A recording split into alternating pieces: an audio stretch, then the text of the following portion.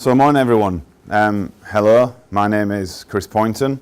I can't now start any talk of mine without using those four now iconic words that I use widely across the UK and across the globe. Today I'm going to take you on a journey. It's going to be an inspiring journey, it's going to be an emotional journey, and it's going to be a personal journey, certainly to myself. And the story starts long before Hello My Name Is was actually born and conceived.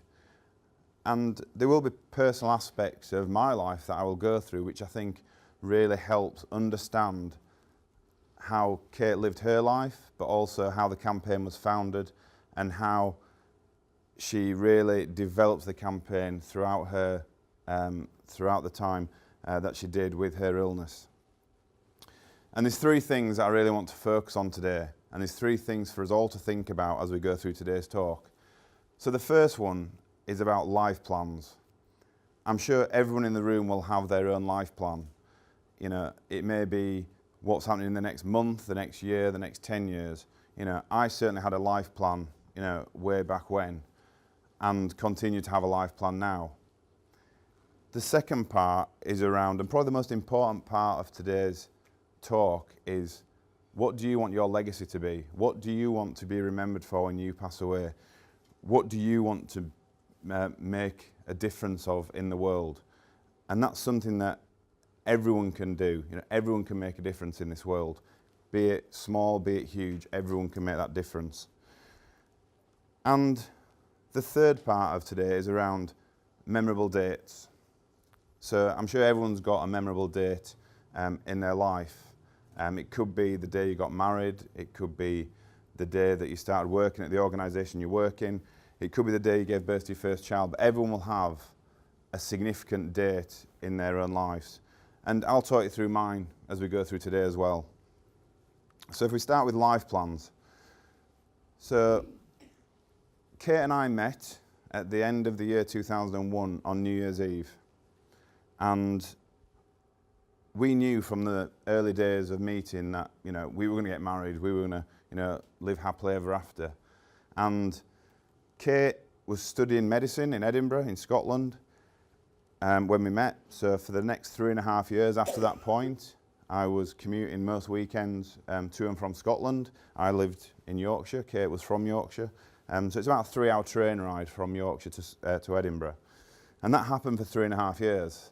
But New Year's Eve, the end of 2001, Kate and I met. New Year's Eve, the end of 2002, Kate and I got engaged. So people might think that New Year's Eve is going to be my memorable date. It's actually not. I'll come on to what is, but that's probably the second most memorable date for me. So New Year's Eve. And as time developed over that 3.5-year period, you know, we came up with our own life plan. We talked quite openly about, you know, marriage, around children, around family, around travelling and our own careers.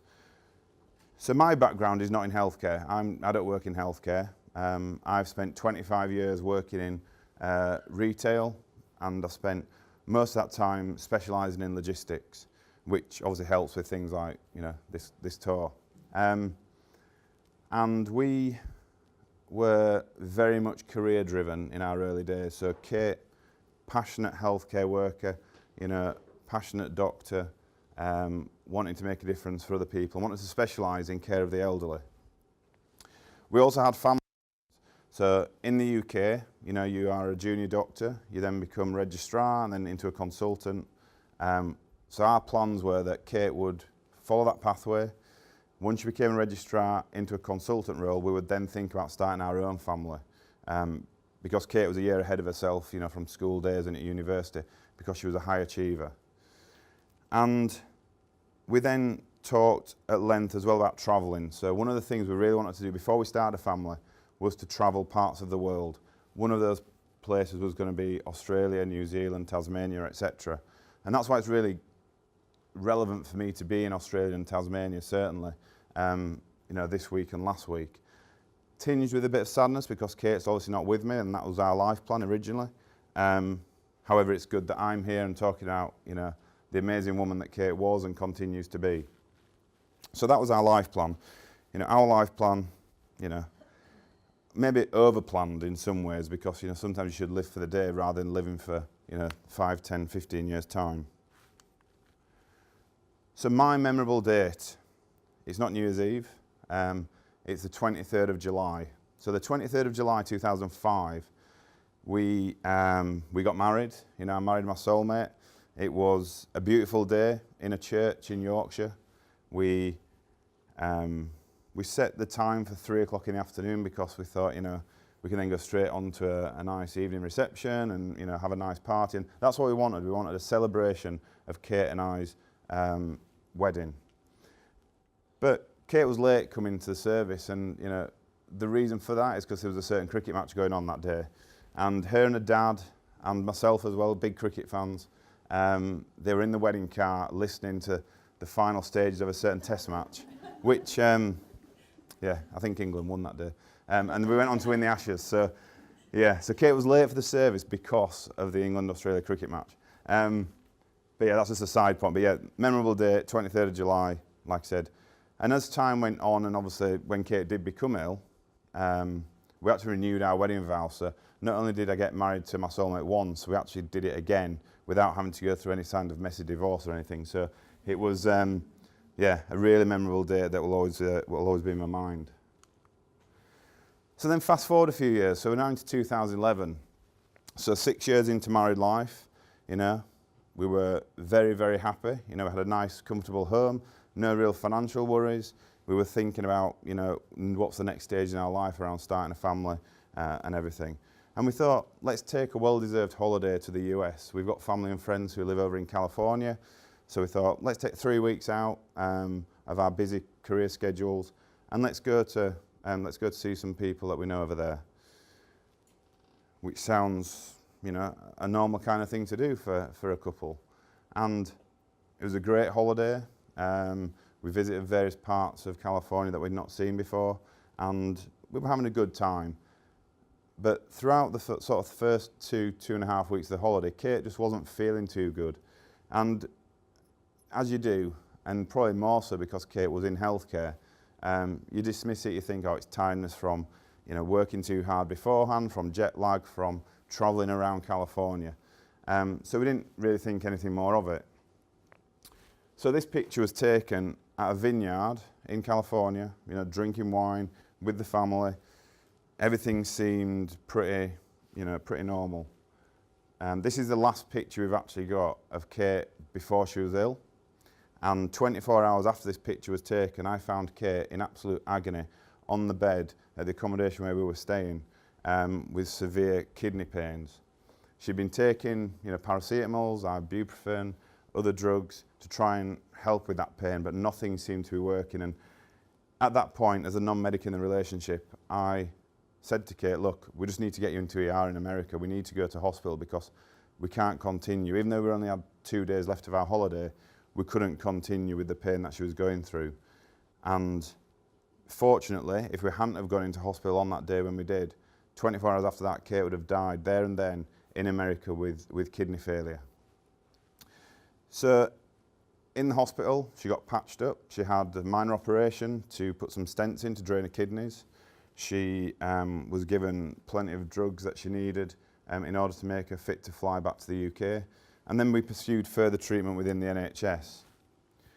And the next 6 months or so from that point, so we were in the middle of 2011, the next 6 months, Kate spent probably 4.5 months of that time in hospital in Yorkshire, undergoing various tests, having various treatment, and all the way along the tests were showing the worst case scenario. So, you sometimes got a glimmer of hope around the tests, but we knew we were dealing with cancer from the start.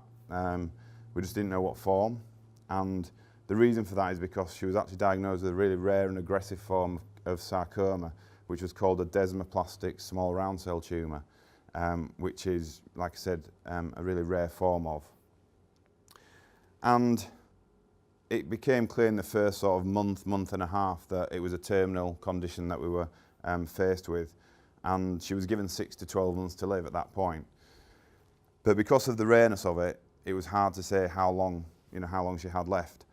And I suppose you reflect back on life plans at that point. You know, we weren't going to have a family. You know, we weren't going to have our own children. We weren't going to spend our retirement together. We probably weren't going to travel. Well, we weren't going to travel to parts of the world that we wanted to travel to. So our life plans then were screwed up and thrown in the bin, basically.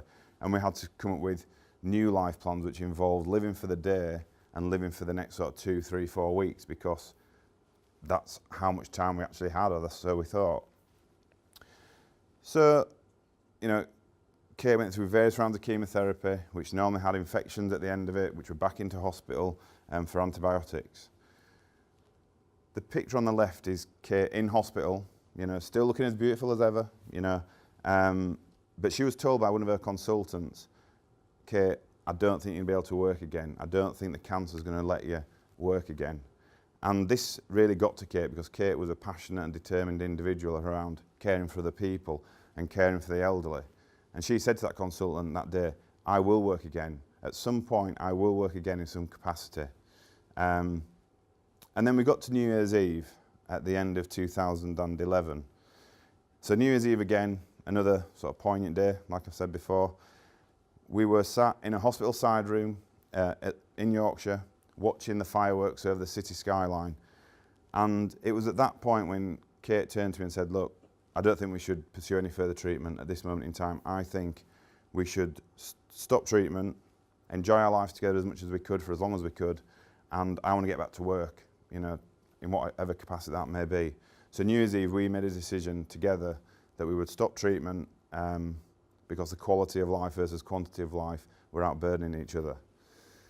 3 weeks after that decision was made, Kate was back on the wards 3 days a week, doing the job that she loved, in the same hospital where she was being treated, looking after the elderly. And that's the picture on the right-hand side of Kate back on the wards, and you can tell, you know, it's her passion. And to look at her there, you wouldn't think there was anything, you know, untoward. And a lot of her patients that she saw couldn't believe that actually she had a terminal diagnosis.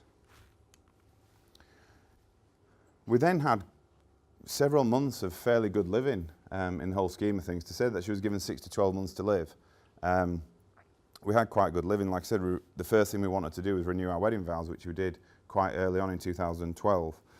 And throughout that time, Kate was keeping a journal of events. So it passed the time for her while she was in hospital, but also she wanted to educate other people on what it's like being a patient, but also seeing it through the eyes of a doctor. And she started to keep a journal, which turned into a book, which is still available to buy today, with all profits going to the charities that we support.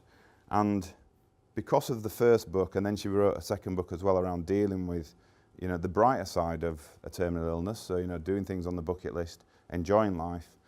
Because of that, she was being asked to speak at various events, and she was inspiring others even before the campaign of Hello, My Name is even started. And Kate came up with her own core values across that time. So what was important to her as a clinician, but also as a patient. And I could now talk about Kate's values, and I could talk about the 4 values that, you know, were held close to Kate's heart. And rather than me doing it, I'm going to let Kate talk those through. But the video was taken in 2015, so it was actually after the conception of Hello, My Name is, so she does make reference to that. But it's quite a poignant time now to talk about Kate's values. Hello, my name's Kate.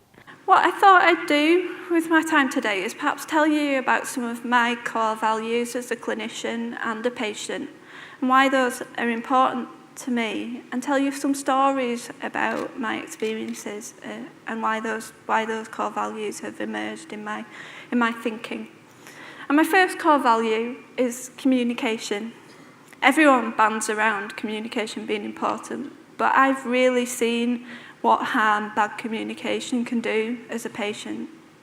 So if you can, try and put yourself in my position. I'm 29 years old. I know I've got cancer. I think it's confined to my abdomen, so I'm probably expecting to have an operation, then maybe some chemotherapy, and possibly a cure. I'm in a side room in an admission ward. I can hear everything that's going on outside because I'm right by the nurses' station. I'm in pain. I'm alone. And a junior doctor comes to see me to talk to me about the results of my MRI scan that I'd had earlier in the week. I'd never met this doctor before. He came into my room. He did do, "Hello, my name is." He sat down in the chair next to me and looked away from me. And without any warning shot or checking my baseline understanding or asking if I wanted anybody with me, he just said to me simply, "Your cancer has spread." He then couldn't leave the room quick enough, and I was left in a deep psychological distress, with the nurses not knowing what he'd told me, and I never saw him again. I think I'm a little bit, wouldn't like to admit, but a little bit psychologically scarred by that experience. We break bad news in the NHS every single day. It's going on as we speak. But how we do that, we really need to think about what's left with that patient and how they have to live that story. On the converse side, when my oncologist told me my final diagnosis, I had a much better experience. I'd got to know him over the few preceding weeks. He'd asked me if I wanted somebody with me at that point. I didn't. He gently sat down beside me, actually on my hospital bed against the rules, held my hand and gently told me my diagnosis. He then sat in silence and let me take that in and the eventual emotional breakdown that followed. That experience, although probably more devastating news, wasn't as distressing for me as the first experience. My second core value as a clinician, if anyone's heard me speak before, is about the little things. I really think the little things matter when you're a patient, and they're what can make the difference between a good experience and a bad experience. When I say the little things, I mean somebody holding your hand. I mean somebody introducing themselves. I mean somebody sitting down next to you instead of standing over you. I mean somebody taking that extra moment to really listen to your fears and anxieties.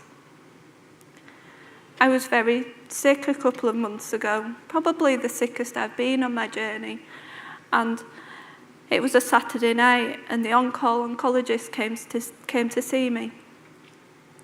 And beside all the other things that he did for me, including phoning the on-call urologist, talking to the radiology doctors, talking to the microbiology doctors, changing all my treatments round, the one thing he did was kneel down beside my bed, put his hand on my arm gently and say, "Kate, you're going to be okay." Because he'd recognised how frightened and vulnerable I was feeling in that situation. A few days later in that admission, a registrar came to see me, and she wanted to talk to me about the positive blood culture results that I'd just received. This was very scary for me to have a bacteremia, and she refused to sit down when I asked her to take a seat in the chair that was right next to my bed.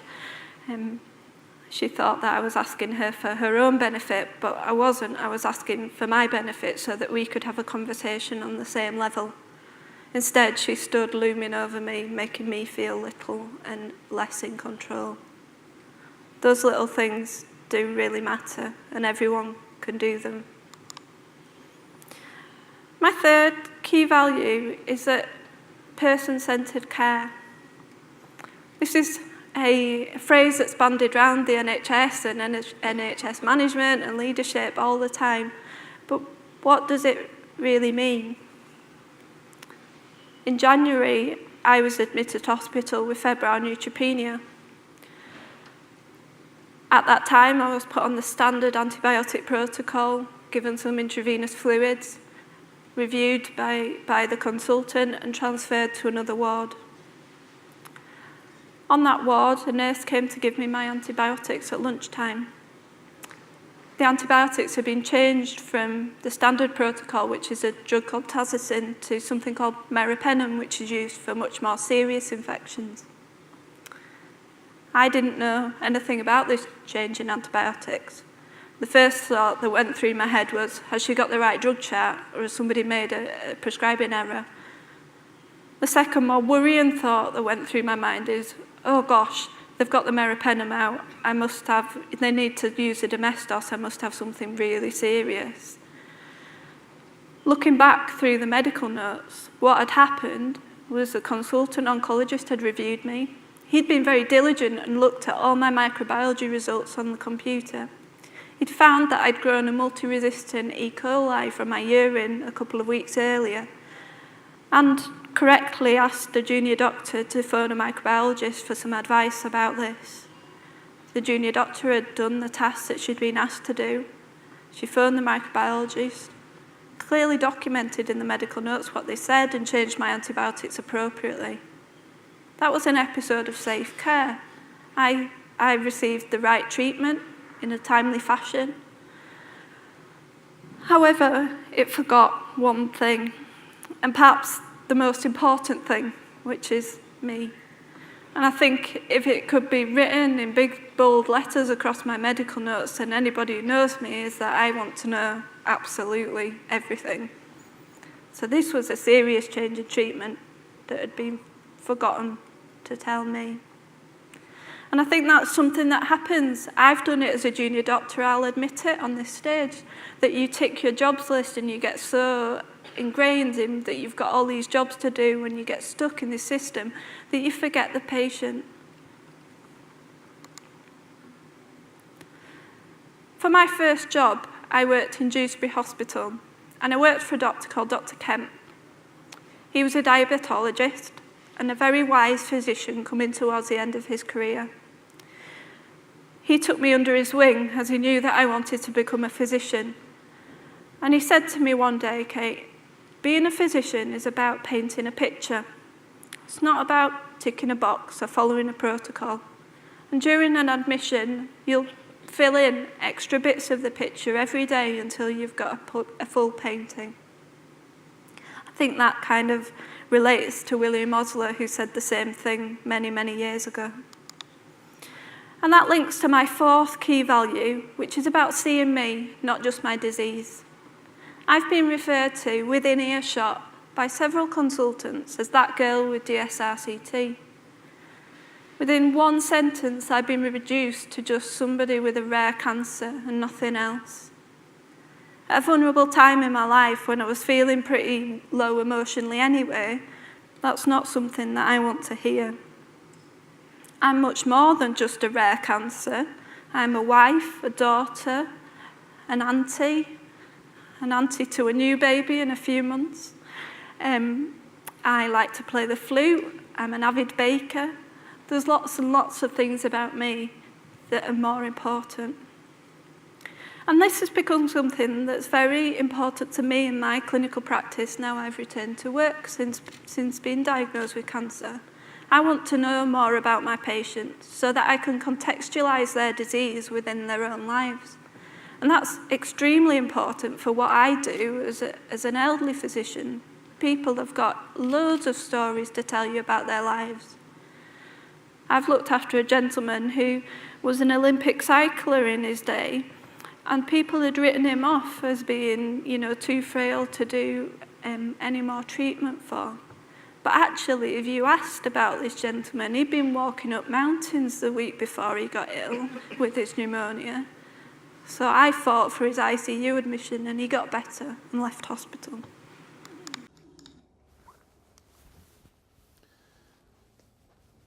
So I think hearing Kate's values from Kate sort of really puts into perspective, her tenacity and determination for making a difference, even though she was going through what she was going through.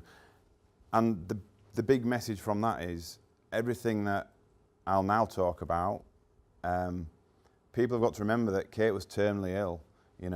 She was going through something so severe in her own life, but then still wanting to make a difference to other people. And it just shows that through any adversity in life that you're going through, you can make that difference, and you can create something that can be, left long after you've gone. So then we moved into 2013. So like I said, we had an unexpected period of fairly good standard of living to say that Kate was ill.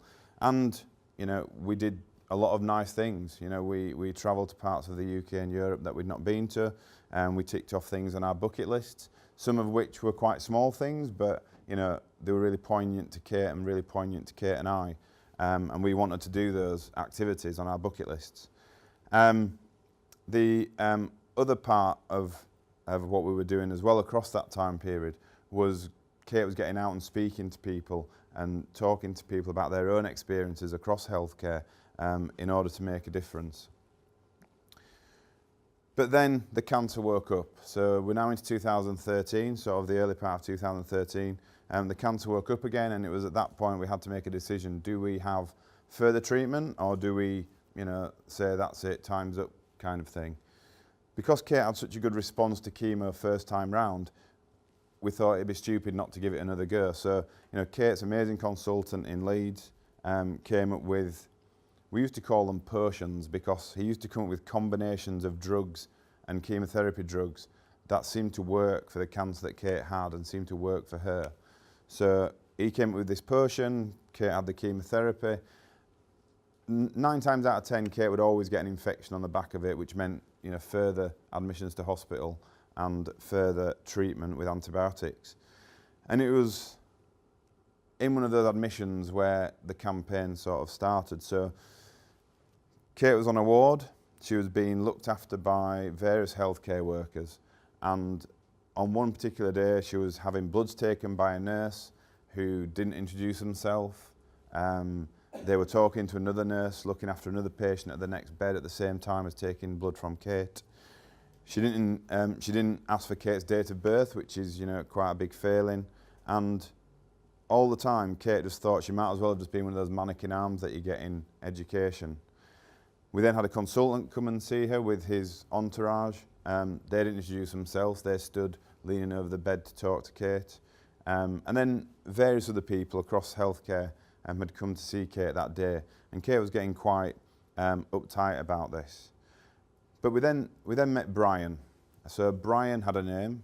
Brian was a porter, and he came to take Kate down to theatre all the time, talking to Kate and I as we navigated the corridors in the hospital to take us down to the theatre. And he was talking about, you know, non-hospital conversations, the things that were going on in the outside world, which, you know, makes it a bit more human and a bit more connected to what's going on. And then that evening, you know, Kate and I were talking, reflecting on the day's events, and basically Kate was whinging about people not introducing themselves. So, like I said, I'm not in healthcare, you know, I'm in business, and if anybody in my team comes to me with a problem, or if they come to me and they're whinging about something or somebody and aren't prepared to do something themselves, then I just simply tell them, look, either stop whinging or go away and do something, because in this world there's too many people that are prepared to whinge about things but aren't prepared to actually do something about it. So I was very clear with Kate. I said, look Kate, either stop whinging or we need to do something about it, because you can't just carry on whinging about this. So at that point, Kate had around 25,000 followers on Twitter, on social media, which is quite a big following on Twitter, for those that are on it. And I said, why don't we start a campaign using that as the platform for the campaign? We could call it something like, I don't know, hashtag Hello My Name Is.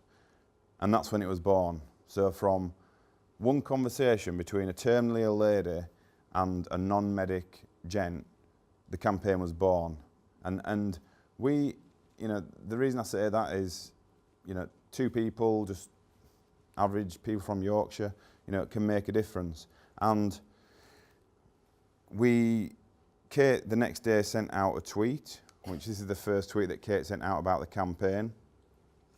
And we thought it'd be, you know, maybe a week, maybe a month, maybe, you know, maybe a couple of months, and it would all die a death, because it can't be that widespread across healthcare. But the amount of responses that Kate had back on this one tweet was unbelievable, and that was pretty sad in a way, that something like this had to happen in order for people to say, well, I was in hospital and nobody introduced themselves to me, and it wasn't, you know, compassionate. But what we're not saying with the campaign is that it doesn't happen everywhere, because that would come across as being quite patronising to say that nobody introduces themselves. So I'm sure that many people in healthcare across various parts of the world do that as standard practice, but then we were getting a lot of examples where it wasn't happening or just needed a bit of a reaffirming. So she sent this tweet out. I didn't design the logo. You know, we had a designer friend that designed the logo for us. We briefed them to say we want it to incorporate a smile, and this is the hashtag that we want to use. So that's where the logo came from. It was one of our designer friends who came up with it. And we incorporate the smile because it's all well and good saying the 4 words, but if you're not going to say it and mean it and actually have that connection, then you may as well not say it. So we were then getting a lot of people coming to us with ideas, suggestions on how we need to take it further. And one of the ideas with any campaign is you've got to have a website. So Kate's brother, he works in IT. He designed and manages the website, and that contains a load of information, even now, around how it was developed, the resources. So if you need anything to download about the campaign, you know, blank signs, name badges, lanyards, etc. There's also upcoming events, and there's any news articles that have been taking place around the campaign. That's all available on the website, and also there's links on there to buy Kate's books as well, which, like I say, are delivered across the world. Kate was then getting asked to write blogs for various journals and different media sources, and this is just one that I picked out of the British Medical Journal with a sort of a cartoon illustration that accurately depicts that sort of relationship. The only thing on there is you can't really tell, but you know, that doctor there is actually kneeling down to be at the same eye level as the patient, which is something that Kate talked about in her values. We were then getting a lot of photos coming from across the world where people were having selfie campaigns. They were buying their own lanyards with the logo on. They were doing name badges, and they were really sort of getting enthusiastic behind the campaign and really wanting to show Kate that they embraced the campaign and that she was making a difference across healthcare. It then started to move into different walks of life. So the police force in the UK started to use it in that, you know, first interaction, you know, to calm the situations down. Like I said, students were getting behind selfie campaigns, and it was starting to take off in a way that we'd never imagined it taking off. And this was always alongside helping raise money for various charities that Kate and I support, with the main ones being the Yorkshire Cancer Centre and also, you know, subsequently St Gemma's Hospice, where Kate passed away. We then moved into 2014, and Kate was invited to go and speak at quite a big conference in healthcare over in Paris, and it was the Quality Forum, and it was being used on the big stage over there. Kate was happily walking around you know, the conference, being asked for photographs and for people to people asking for her signature, and it was almost like walking around with a healthcare celebrity, which Kate never saw herself as, but I certainly saw Kate as being a healthcare celebrity because she was making a difference all the time, being terminally ill as well. And she also met one of her own healthcare heroes, which was Don Berwick, and indoctrinated him with the Hello My Name Is campaign. So the campaign was born during a hospital admission in Leeds Teaching Hospitals in Yorkshire, and they could be remembered for the trust where the campaign started because of bad practice. Now, you know, they don't want to be remembered as being that organisation. They want to be remembered, and they want to continue to work with us to be the flagship trust for Hello My Name Is, and they continue to be. You know, every month the chief exec introduces himself and the campaign to new starters. The new starters pledge their support to the campaign, and in return for that they receive a name badge, and they have to pledge support to say that they will be looking after their patients as though it's a member of their own family. And because I think if you can do that, then you can't go too far wrong. If you're looking after somebody and treating them as though it's your close family member, then you'll do the right thing, you'll make the right decisions, given the resources that you've got, it'll be the right thing. And so they continue to do that every month, and we have catch-up meetings, you know, every couple of months to see how things are progressing and what ideas that they've got to take the campaign further within Leeds, and that we can share across the world as well. There's a picture there as well of Kate with her team Like I said, she was actually working at the hospital where she was treated, so not only just a patient, but also a doctor in that hospital. And on that conference, so just reflecting back on Paris, you know, the next day on the train, when we were going back to the UK, Kate actually said to me, she said, "Chris, if I were to die tomorrow, I'd be happy because I know that I've made a difference and I know that this work will continue a long time into the future." And that was back in 2014, so even then, you know, Kate could rest easy knowing that she'd made a difference. A few weeks ago I was in Manchester, and I was presenting the 2017 Kate Granger Compassionate Care Awards to individuals and organisations within the NHS that had made a difference for compassionate care. This is the 4th year of actually presenting those awards. These were born in 2014 because the NHS wanted to recognise the amazing work that Kate had done across her career, but also with the campaign, and wanted to make it part of, wanted to have Kate's legacy there and her name against these awards for being somebody who's made a difference in compassionate care. So Kate was there in 2014 to present the awards. Prior to the awards, she'd recorded a video in case she'd died before the awards actually happened, to play at the awards ceremony, but she was there in 2014 and in 2015 to actually present the awards. Last year was the first year where we had to use the video that she'd recorded before the actual ceremony because she'd passed away at that point. So it was quite an emotional year last year for presenting the awards. And this year again, obviously it's emotional because I was presenting the awards without Kate being there, but we were also presenting certificates to those people that were first on scene at the atrocities that happened in Manchester with the bombings at the concert earlier on in the year. So those people that risked their own lives to look after other people were awarded certificates, which obviously I'd rather not have been doing because it meant that the atrocities wouldn't have occurred. But you know, it was nice that they were recognised for the work that they do. So if you've got something that takes very little time, costs very little money, and improves patient care and satisfaction, then the politicians want to get involved. And we were invited to go and speak to the then Prime Minister David Cameron a few years ago to talk all around the campaign at Downing Street, which he actively endorsed and carried on spreading the word on until he left government. We then got invited to go and speak to Nicola Sturgeon up in Scotland, the First Minister, around the campaign, and she actually pledged some money to the campaign in Scotland for people to buy badges and posters, lanyards, etc. And I was actually up there a few months ago for a catch-up meeting with Nicola just to talk about what's next for the campaign. And then, like I said, within the NHS and within different trusts, Kate's name was recognised as making a difference, and she actually had a suite named after her down in a hospital outside London. And you've got Jeremy Hunt there having his picture taken outside the Granger suite in Watford, which Kate opened in 2014. And then the campaign was also mentioned in the Francis Inquiry report as well, so making a difference.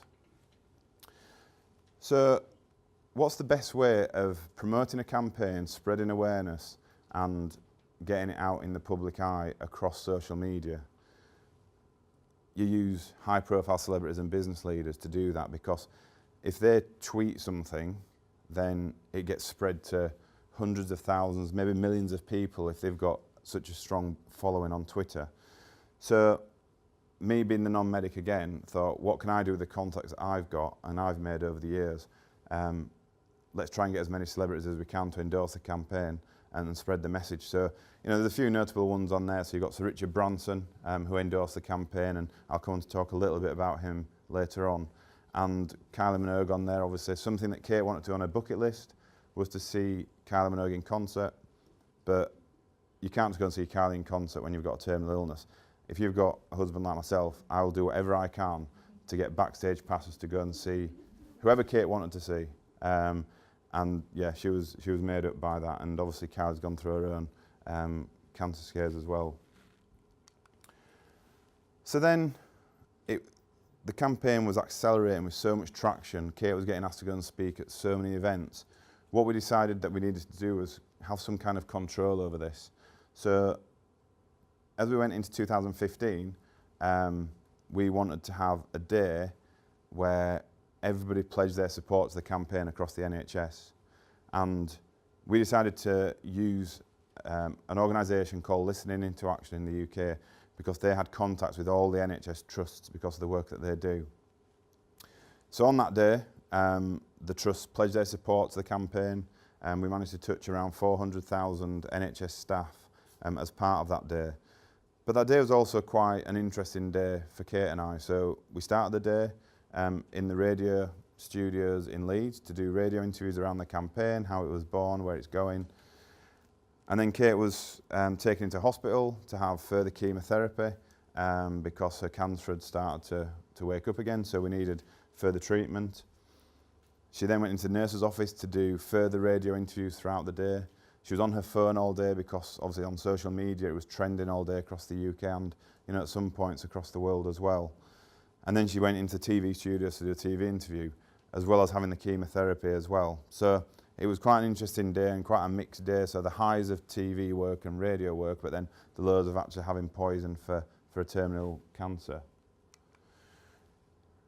And like I said, Kate was getting asked to go and speak across various parts of the UK and the world, but a lot of the world stuff we had to decline. So because of this, I said to Kate, why don't we take a week out of our busy schedules, put a tweet out there and say, I'm taking a week out, anybody want me to come and talk, get in touch. And within an hour, Kate had so many responses back to go and speak. It was unbelievable. So we then had to organise our plans for that week. We managed to get to 16 different organisations across the UK. Kate did 16 talks in 5 days, and we did 2,000 miles, spoke to so many thousand people at all the events. And it was like being with royalty. We had, I was just the driver and the bag carrier and the logistics planner and everything else, but Kate was treated like royalty, and rightly so, because of the message she was delivering and given how she was. You can see on the picture there, obviously she'd just come out of chemotherapy, so hence the headscarf. And then we know it's live across the world as well, so we are operating in over 20 countries. Some of those we were aware of beforehand, some of which we weren't, which is fine because it's an organic growth campaign. And my mission is for it to be in every hospital or every healthcare organisation across the world. And somebody's aware of the campaign and aware of Kate as well, to be fair. And you'll proudly see there that